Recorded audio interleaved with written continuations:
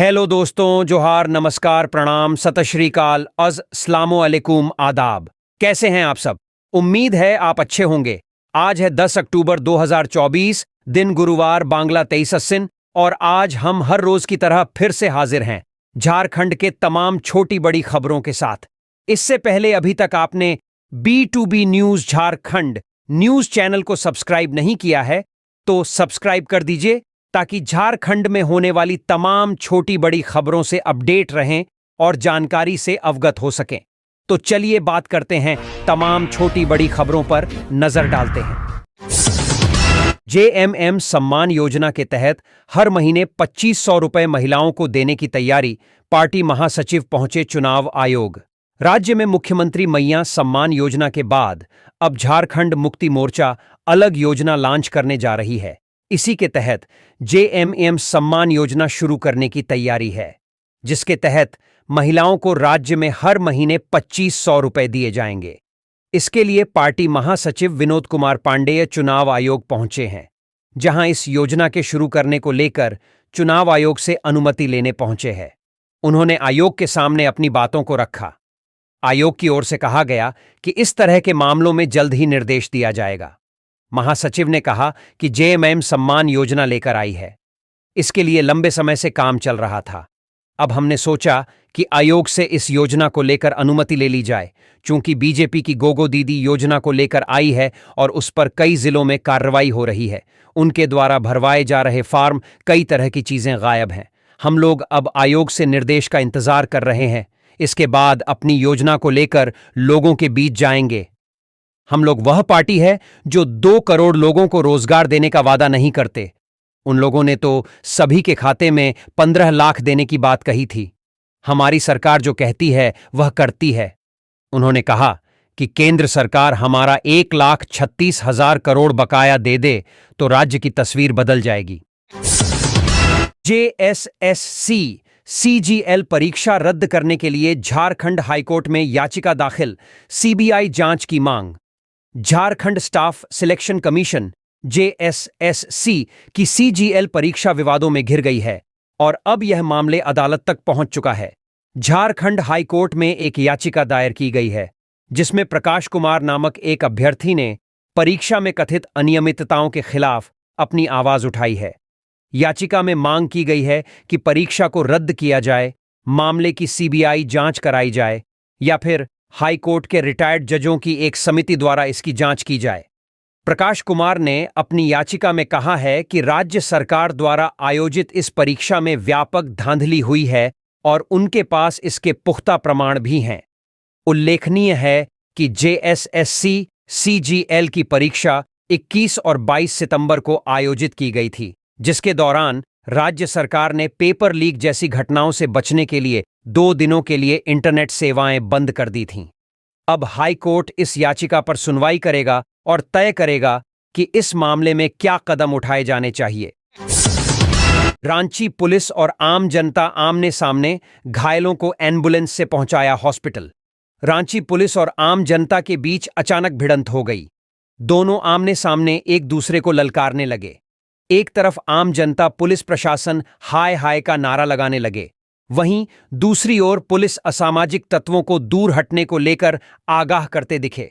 असामाजिक तत्व मानने को तैयार नहीं तो पुलिस ने लाठी चार्ज कर दी। इस दौरान कुछ लोग घायल हुए, जिसे एम्बुलेंस से अस्पताल पहुंचाया गया। यह वारदात बुधवार को न्यू पुलिस केंद्र में देखने को मिला। यहां पर रांची पुलिस दुर्गा पूजा के मद्देनजर मॉक ड्रिल कर रही थी। मॉक ड्रिल के माध्यम से रांची पुलिस ने असामाजिक तत्वों को दिखाया कि पुलिस प्रशासन हर स्तर से तैयार है। किसी भी तरह की संदिग्ध गतिविधि बर्दाश्त नहीं की जाएगी। इस दौरान ड्रिल में एंटी राइट गियर, वज्रवाहन तथा वाटर कैनन का अभ्यास किया गया। इस मौके पर अपर पुलिस अधीक्षक CCR, सार्जेंट मेजर प्रथम, द्वितीय सभी सार्जेंट एवं रैप की कंपनी, जिला बल तथा इको की कंपनी शामिल थे। दुर्गा पूजा के मद्देनजर रांची पुलिस अलर्ट पर है। सुरक्षा के दृष्टिकोण से पूजा पंडालों में पुख्ता इंतजाम किए गए हैं। सादे लिबास में भी पुलिस जवानों की तैनाती हुई है। रांची पुलिस हर जगह पैनी नजर रखे हुए है। वहीं रांची पुलिस ने आम जनता से शांतिपूर्ण तरीके से पर्व मनाने की अपील करते हुए सोशल मीडिया में विशेष नजर बनाए हुए है। झारखंड कैबिनेट की बैठक 14 अक्टूबर को मिल सकता है बड़ा तोहफा। झारखंड मंत्रिपरिषद की बैठक 14 अक्टूबर सोमवार को बुलाई गई है। मुख्यमंत्री हेमंत सोरेन की अध्यक्षता में होने वाली इस बैठक में राज्य के विकास को लेकर कई महत्वपूर्ण निर्णय लिए जाएंगे। बैठक दिन के 12 बजे से प्रोजेक्ट भवन में होगी। यह माना जा रहा है कि आगामी विधानसभा चुनाव को लेकर लगने वाली आदर्श आचार संहिता के पहले यह आखिरी बैठक होगी। राज्य सरकार इस दिन कई लोकलुभावन निर्णय ले सकती है। कैबिनेट की बैठक संबंधी आदेश मंत्रिमंडल सचिवालय एवं समन्वय विभाग ने जारी कर दिया है। काम पर लौटे मनरेगा कर्मी, हड़ताल अवधि के मानदेय का होगा भुगतान। हड़ताली मनरेगा कर्मी वापस काम पर लौट गए हैं। ग्रामीण विकास मंत्री डॉक्टर इरफान अंसारी के साथ हुई 8 अक्टूबर को वार्ता के बाद अनिश्चितकालीन हड़ताल खत्म करने की सहमति बनी थी। इसमें 30% मानदेय बढ़ोतरी सहित बीमा योजना और सामाजिक सुरक्षा और यात्रा भत्ता देने की मंजूरी दी गई है। इसके साथ ही हड़ताल अवधि 79 दिनों के मानदेय आदि का भुगतान करने का भी फैसला लिया गया है। हड़ताल अवधि को उनके अवकाश, अतिरिक्त कार्य दिवस से समायोजित किया जाएगा। बता दें कि ग्रेड पे, नियमितीकरण इत्यादि की मांग को लेकर 5000 से अधिक मनरेगा कर्मी हड़ताल पर थे। इस दौरान मनरेगा का कामकाज ठप पड़ गया था। मानव दिवस सृजन में काफी गिरावट दर्ज की गई थी। काम में अब तेजी आएगी। इंटरनेशनल क्रिकेटर ईशान किशन करेंगे झारखंड रणजी ट्रॉफी टीम की कप्तानी। झारखंड स्टेट क्रिकेट एसोसिएशन ने 2024 से 25 के लिए झारखंड की Ranji senior mains trophy team की घोषणा कर दी है। टीम में कुल 16 प्लेयर्स शामिल किए गए हैं, जिनकी कप्तानी भारतीय क्रिकेट टीम के सदस्य और इंटरनेशनल प्लेयर्स ईशान किशन को मिली है। इसके अलावा विराट सिंह को उप कप्तान बनाया गया है, जबकि कुमार कुशाग्र को विकेटकीपर के तौर पर लिया गया है। इन तीनों के अलावा टीम में नजीम सिद्दीकी, आर्यमन सेन, शरणदीप सिंह, कुमार सूरज, अनुकूल राय, उत्कर्ष सिंह, सुप्रियो चक्रवर्ती, सौरभ शेखर, विकास कुमार, विवेकानंद तिवारी, मानीशी, रवि कुमार यादव और रौनक कुमार मेंबर हैं। ये हैं सपोर्ट स्टाफ। जेएससीए की ओर से सपोर्ट स्टाफ के तौर पर एसएस राव को हेड कोच बनाया गया है। रत्न कुमार और दीपक कुमार कोच होंगे। जॉन लिजानिस डेनियल को फिजियो, कुणाल कुमार सिंह को वीडियो एनालिस्ट, राजकुमार शर्मा और संतोष कुमार सिंह को मैनेजर तथा मानव मुकुंद, आनंद के और उत्तम कुमार मोहंती को भी अलग अलग सेवाओं के लिए टीम के साथ जोड़ा गया है। झारखंड राज्य खनिज धारित भूमि उपकर अधिनियम 2024 लागू। झारखंड राज्य खनिज धारित भूमि उपकर अधिनियम 2024 लागू कर दिया गया है। विधि विभाग ने इस संबंध में अधिसूचना जारी कर दी है। इसके तहत खनिज पर लगने वाले उपकरों का उपयोग झारखंड राज्य में स्वास्थ्य सेवा, शिक्षा, सामाजिक सुरक्षा सेवाएं, कृषि, ग्रामीण आधारभूत संरचना विकसित करने, पेयजल एवं स्वच्छता सहित अन्य आवश्यकताओं के लिए किया जाएगा। इसके तहत उपकर से प्राप्त राशि के लिए एक कोष बनाया जाएगा। खनन पट्टे इत्यादि लेने वाले से खनन के बदले यह सेस लिया जाएगा। खनन के प्रकार rate of cess, coal bearing land 100 रुपये प्रति मीट्रिक टन कोयले के डिस्पैच पर, आयरन और बियरिंग लैंड 100 रुपये प्रति मीट्रिक टन आयरन और के डिस्पैच पर, बॉक्साइट बियरिंग लैंड 70 रुपये प्रति मीट्रिक टन बॉक्साइट के डिस्पैच पर, लाइमस्टोन बियरिंग लैंड 50 रुपये प्रति मीट्रिक टन लाइमस्टोन के डिस्पैच पर, मैग्नीज ओर बियरिंग लैंड 50 रुपये प्रति मीट्रिक टन मैग्नीज ओर के डिस्पैच पर, अन्य मिनरल्स बियरिंग लैंड प्रति टन पर दी गई रॉयल्टी का 50% होगी। जामुमो कार्यकर्ता फर्जी सीजीएल छात्र बनकर रिजल्ट की कर रहे मांग, भाजपा और छात्र नेता का आरोप। सीजीएल परीक्षा विवाद थमने का नाम नहीं ले रहा है। अभ्यर्थियों का एक बड़ा तबका लगातार आंदोलन पर है। वहीं जेएसएससी द्वारा गठित 3 सदस्यीय जांच कमेटी अपनी रिपोर्ट राज्यपाल को सौंपने की तैयारी में है। इस बीच एक वीडियो की वजह से सीजीएल परीक्षा विवाद फिर सुर्खियों में आ गया है। इसको लेकर भाजपा ने जामुमो और सरकार पर गंभीर सवाल खड़े किए हैं।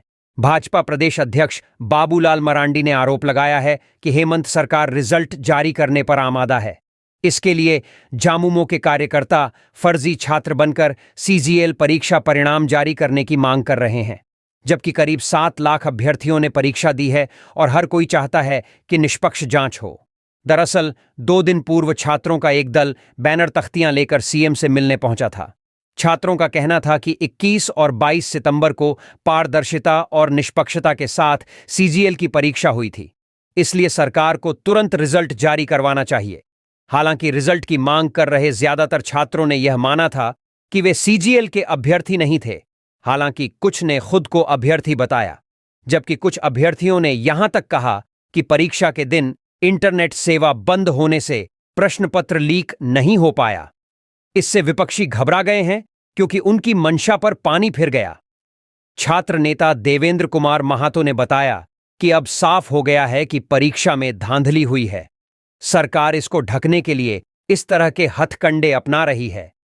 उन्होंने कहा कि दुर्गा पूजा के बाद आंदोलन को जारी रखने के लिए फिर से रणनीति बनाई जाएगी। वहीं झारखंड मुक्ति मोर्चा के प्रवक्ता मनोज पांडेय ने बताया कि फर्जीवाड़ा तो भाजपा के लोग करते हैं। उन्होंने कहा कि भारतीय जनता युवा मोर्चा के कार्यकर्ता अभ्यर्थी बनकर छात्रों को गुमराह कर रहे हैं। सरकार मेधावी अभ्यर्थियों को नौकरी देना चाह रही है, लेकिन इसमें अड़ंगा लगाया जा रहा है। इसका जवाब झारखंड के युवा भाजपा को देंगे। दरअसल सीजीएल परीक्षा में गड़बड़ी मामले की जांच को लेकर छात्रों ने राज्यपाल से मुलाकात की थी। उनके आदेश पर आयोग ने 3 सदस्यीय जांच कमेटी गठित की थी। जांच कमेटी ने सवाल खड़ा करने वाले कुछ अभ्यर्थी और कोचिंग संचालकों को पक्ष रखने के लिए बुलाया था। आयोग ने 7 सितंबर को कुणाल प्रताप सिंह, आशीष कुमार, प्रकाश कुमार, रामचंद्र मंडल, विनय कुमार, प्रेमलाल ठाकुर को अपना पक्ष एवं साक्ष्य प्रस्तुत करने के लिए अंतिम अवसर दिया था, लेकिन इसमें केवल प्रकाश कुमार उपस्थित हुए थे। अब जांच टीम अपनी रिपोर्ट राज्यपाल को सौंपने की तैयारी कर रही है। दूसरी तरफ छात्र अलग अलग तरीके से आंदोलन कर रहे हैं। झारखंड ऊर्जा उत्पाद निगम लिमिटेड के खाते से 109 करोड़ रुपए की फर्जी निकासी एक सोची समझी साजिश। बाबूलाल मरांडी। भाजपा प्रदेश अध्यक्ष बाबूलाल मरांडी ने राज्य सरकार पर बड़ा निशाना साधा। श्री मरांडी ने राज्य के मुख्यमंत्री सह ऊर्जा मंत्री को कटघरे में खड़ा करते हुए कहा कि हेमंत सरकार में झारखंड ऊर्जा उत्पाद निगम लिमिटेड के खाते से 109 करोड़ की फर्जी निकासी हुई है। यह गंभीर आर्थिक अपराध है। उन्होंने कहा कि कुछ अधिकारियों पर केस दर्ज कराकर राज्य सरकार फर्जी निकासी मामले में सीआईडी जांच करने का नाटक कर रही है। बाबूलाल ने कहा कि हेमंत सरकार में सीआईडी जांच की विश्वसनीयता हमेशा शक सवालों के घेरे में रही है। सीआईडी जांच करा के सरकार क्या बड़ी मछलियों को बचाने का प्रयास कर रही है? कहा कि अरबों रुपये की धोखाधड़ी एवं इसके तार दूसरे राज्यों से जुड़े होने के उद्भेदन हेतु राज्य सरकार अविलंब उक्त मामले की जांच सीबीआई को सौंपे। श्री मरांडी ने कहा कि राज्य में बैंक कर्मियों और अधिकारियों के साथ मिलकर भ्रष्टाचारियों ने बड़े पैमाने पर बिजली विभाग में सुनियोजित तरीके से भ्रष्टाचार को अंजाम दिया है। झारखंड में यह नया मामला नहीं है, बल्कि इससे पहले भी मिड डे मील योजना में ठीक इसी तरह का घोटाला सामने आ चुका है। कहा कि अनौपचारिक रूप से अधिकारियों से हुई बातचीत में यह पता चल रहा है कि करीब 500 करोड़ रुपए से अधिक की सरकारी संपत्ति का गबन घोटालेबाजों एवं भ्रष्टाचारियों द्वारा किए जाने की संभावना है, जो राज्य सरकार की भ्रष्ट नीतियों और लचर प्रशासन का परिणाम है। कहा कि पूरी घटना को क्रमबद्ध तरीके से देखें तो यह बात स्पष्ट होती है कि झारखंड के दूसरे विभागों में भी इस तरह के घोटाले हुए होंगे जो सामने आने बाकी हैं। इसमें बैंक अधिकारी, कर्मचारी तथा दूसरे राज्य के लोग भी मिले हुए हैं। इसीलिए इसकी जांच सीआईडी या झारखंड पुलिस के बस की बात नहीं है। कहा कि विभाग के मंत्री होने के नाते मुख्यमंत्री अपनी जिम्मेदारियों से भाग नहीं सकते। कहा कि मुख्यमंत्री ने इस मामले की तुरंत सीबीआई से जांच नहीं कराई तो यह स्पष्ट होगा कि सरकार खुद इस घोटाले को दबाने और दोषियों को बचाने का प्रयास कर रही है। कहा कि यह भी साफ पता चल रहा है कि यह मनी लैंडरिंग का भी मामला है। इसलिए इंडी के निदेशक से अनुरोध है कि इस मामले को हाथ में लेकर तुरंत जांच शुरू करें। रांची एसएसपी ने 11 पुलिस अधिकारियों का तबादला किया है। रांची एसएसपी ने संजीव कुमार को बीआईटी मेसरा ओपी प्रभारी बनाया है। बीआईटी मेसरा के तत्कालीन थानेदार को कांके थाना भेजा गया है। जयदीप टोप्पो को डोरंडा थाना प्रभारी बनाया गया है। दिवाकर कुमार को खादगरहा टीओपी प्रभारी बनाया गया है। चूड़ामणि टुडू को टाटी सिल्वे थाना भेजा गया है। रघुवंश कुमार को सदर थाना से सिल्ली थाना भेजा गया है। 14 अक्टूबर को होगी जेएमएम केंद्रीय समिति की बैठक। विधानसभा चुनाव की तैयारियों सहित इन मुद्दों पर होगा मंथन। झामुमो को केंद्रीय समिति की विस्तारित बैठक आगामी 14 अक्टूबर को आयोजित की जा रही है। यह बैठक सुबह 11 बजे से रांची के हरमू स्थित सोहराय भवन में होगी। इसमें पार्टी के पदाधिकारी, सदस्यगण, सभी जिला अध्यक्ष एवं जिला सचिव भी मौजूद रहेंगे। इसकी जानकारी पार्टी के महासचिव विनोद कुमार पांडेय ने दी है। इन मुद्दों पर होगी चर्चा। 1. आसन्न झारखंड विधानसभा आम चुनाव 2024 पर चर्चा उपरांत निर्णय। 2. वर्तमान राजनैतिक परिस्थिति पर चर्चा उपरांत निर्णय। 3. सदस्यता अभियान की समीक्षा। 4. सांगठनिक स्थिति पर विचार विमर्श उपरांत निर्णय। 5. अन्यान्य अध्यक्ष के अनुमति से। दुमका में तेज रफ्तार कार ने महिला को रौंदा, हालत नाजुक। दुमका जिले के हंसड़ीहा थाना क्षेत्र के खसिया गांव के समीप तेज रफ्तार कार ने घर के बाहर झाड़ू लगा रही महिला को रौंद दिया। घायल महिला की हालत नाजुक बताई जा रही है। घायल महिला सुनीता देवी को गंभीर अवस्था में महिला को फूलों झानो मेडिकल कॉलेज अस्पताल दुमका में भर्ती कराया गया। चिकित्सकों ने स्थिति गंभीर देखते हुए प्राथमिक उपचार कर रेफर कर दिया। आक्रोशित लोगों ने स्टेट हाईवे पर जाम लगा दिया है। 100 करोड़ के मिड डे मील घोटाले के आरोपी संजय तिवारी को नहीं मिली बेल। 100 करोड़ रुपए से ज्यादा के मिड डे मील घोटाले के आरोपी भानु कंस्ट्रक्शन के संचालक संजय कुमार तिवारी को रांची पीएमएलए की विशेष कोर्ट ने जमानत देने से इनकार कर दिया है। अदालत ने उसकी जमानत याचिका तीसरी बार खारिज कर दी है। संजय तिवारी के अधिवक्ता ने बहस के दौरान जेल में लंबी अवधि का हवाला देते हुए जमानत देने का आग्रह किया, लेकिन कोर्ट ने उसकी याचिका खारिज कर दी। ईडी ने उसे नवंबर 2021 को मनी लॉन्ड्रिंग के आरोप में गिरफ्तार किया था। संजय तिवारी पर एसबीआई की हटिया शाखा से मिड डे मील का 101 करोड़ रुपए गबन करने का आरोप है। यह निकासी 5 अगस्त 2017 को हुई थी। 107 करोड़ रुपए की फर्जी निकासी के मामले में स्पेशल इन्वेस्टिगेशन टीम एसआईटी ने महत्वपूर्ण सफलता हासिल की है। टीम ने पूर्व कर्मचारियों और कुछ बैंक कर्मियों को हिरासत में लिया है। एसआईटी की छापेमारी में 87 लाख रुपए नगद और 15 लाख रुपए के गहने बरामद हुए हैं। पुलिस मुख्यालय में आईजी अभियान अमोल वी होमकर ने बताया कि फर्जी खातों के जरिए करोड़ों की अवैध निकासी की गई थी। इस मामले में 4 लोगों को डिटेन किया गया है। अब तक 39 करोड़ रुपए फ्रीज किए जा चुके हैं। महाप्रबंधक वित्त झारखंड पर्यटन विकास निगम द्वारा 28 सितंबर को धुरवा थाने में फर्जी खातों के जरिए 10 करोड़ 4 लाख रुपए की निकासी की एफआईआर दर्ज कराई गई थी। चौकसी के चलते 4 अक्टूबर को इस मामले को सीआईडी को सौंपा गया और बाद में एसआईटी को जांच का जिम्मा दिया गया। प्रमुख आरोपी गिरिजा प्रसाद और बैंक के शाखा प्रबंधक अमरजीत कुमार से पूछताछ के बाद अन्य साजिशकर्ताओं का भी पता लगाया गया। इस फर्जीवाड़े की शिकायत national cyber crime reporting portal पर भी दर्ज कराई गई है, जिसमें 300 से अधिक फर्जी खातों की पहचान की गई है। जांच जारी है और जल्द ही और बड़े खुलासे होने की उम्मीद है। मल्लिकार्जुन खड़गे और राहुल से मिले हेमंत सोरेन, सीट शेयरिंग पर हुई चर्चा। मुख्यमंत्री हेमंत सोरेन एवं उनकी पत्नी कल्पना सोरेन ने बुधवार को लोकसभा में नेता प्रतिपक्ष राहुल गांधी और कांग्रेस अध्यक्ष मल्लिकार्जुन खड़गे से एक शिष्टाचार मुलाकात की। मुख्यमंत्री हेमंत सोरेन ने जम्मू कश्मीर में इंडिया गठबंधन की जीत की बधाई दी। साथ ही वर्तमान राजनीतिक घटनाक्रम पर विस्तृत चर्चा की। जानकारी के अनुसार झारखंड में विधानसभा चुनाव काफी करीब है। चुनाव आयोग चुनाव की तिथि की घोषणा दशहरा के बाद कभी भी कर सकता है। ऐसे में हेमंत सोरेन की नई दिल्ली यात्रा इससे भी जोड़कर देखा जा रहा है। ज्ञात हो कि राज्य में इंडिया गठबंधन की सरकार है। आगामी विधानसभा चुनाव में सीट शेयरिंग किस प्रकार होगा, इसकी रूपरेखा तैयार किया जा चुका है। चतरा पुलिस ने लिया शहीद जवानों का बदला, मुठभेड़ में मार गिराया 2 नक्सलियों को। चतरा, झारखंड में नक्सलियों के खिलाफ लगातार अभियान चलाया जा रहा है।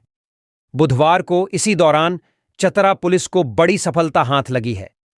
सुरक्षा बलों ने गणियोत्री जंगल में मुठभेड़ के दौरान 2 उग्रवादियों को मार गिराया है।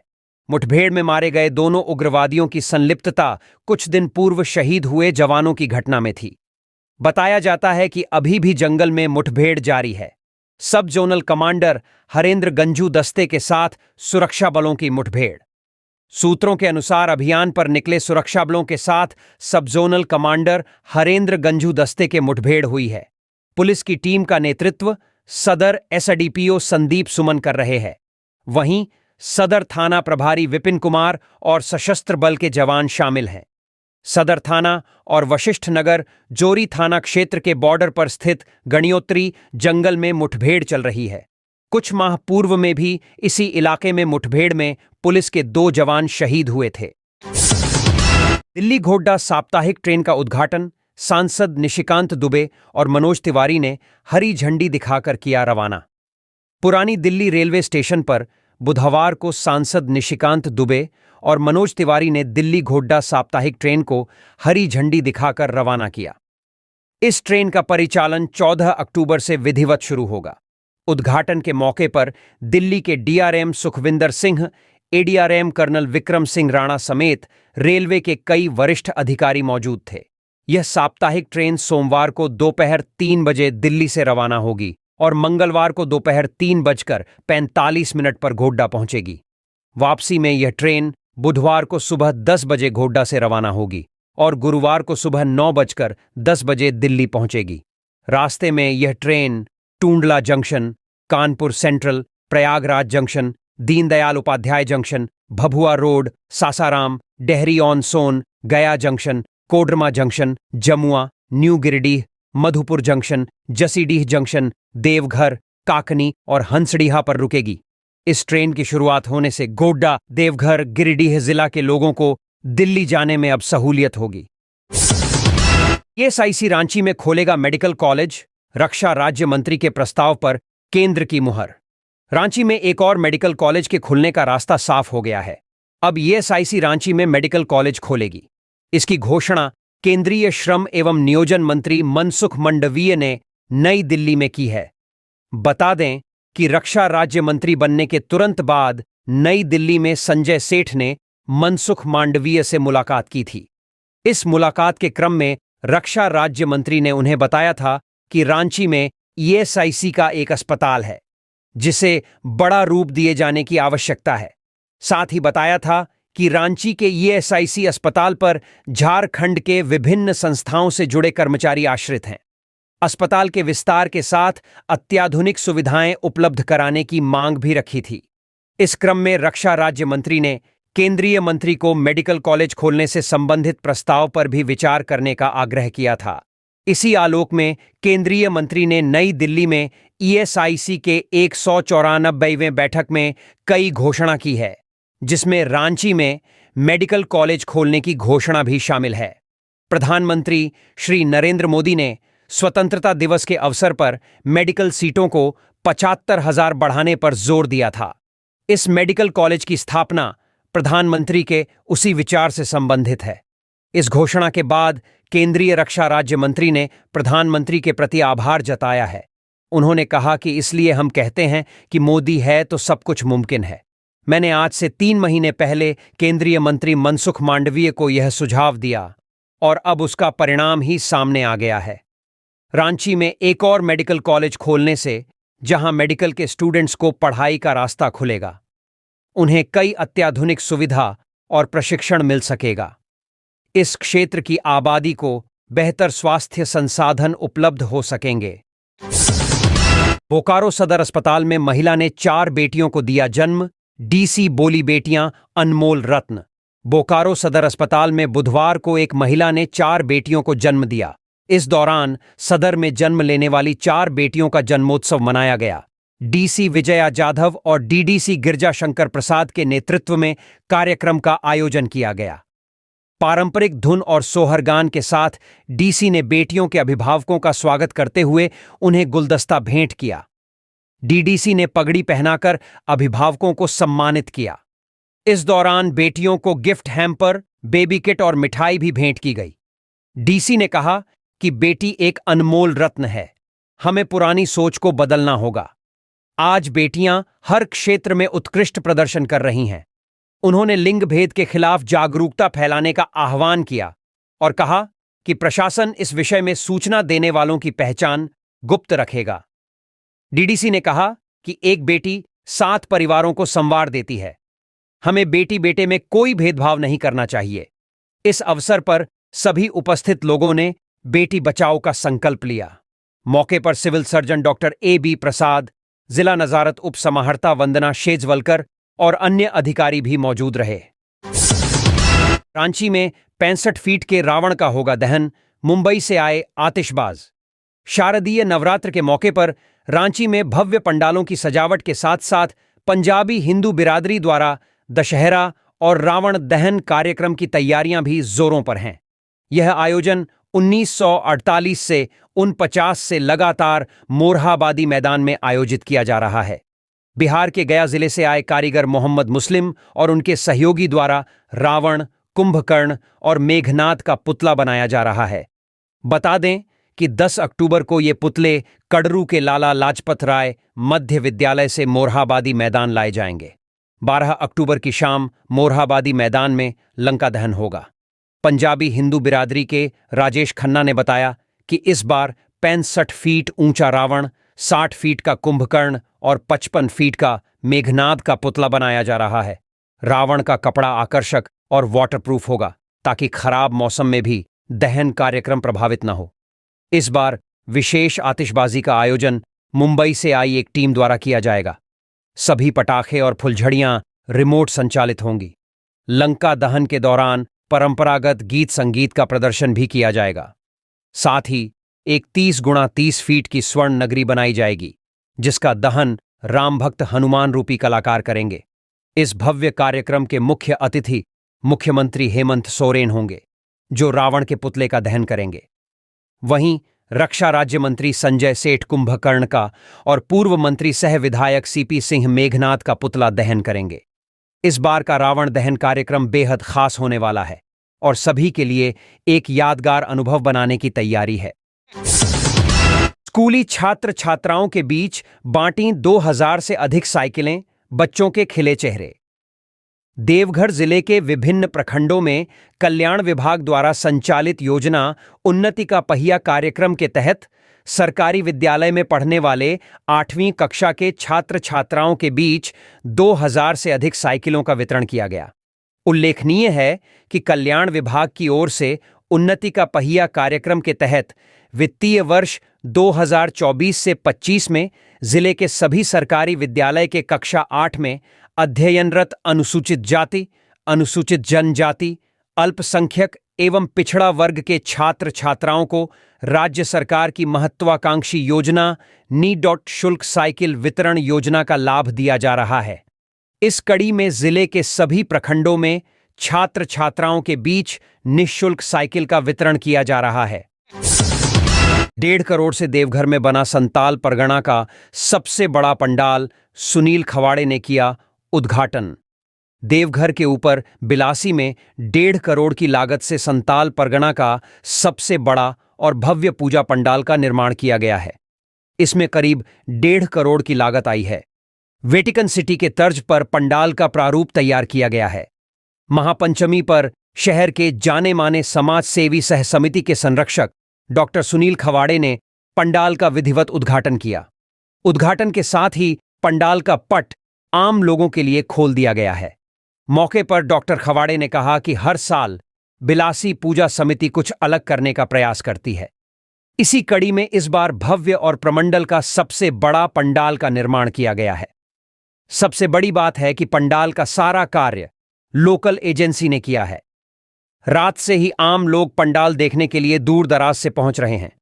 14 अक्टूबर को यहां की प्रतिमा का विसर्जन होगा।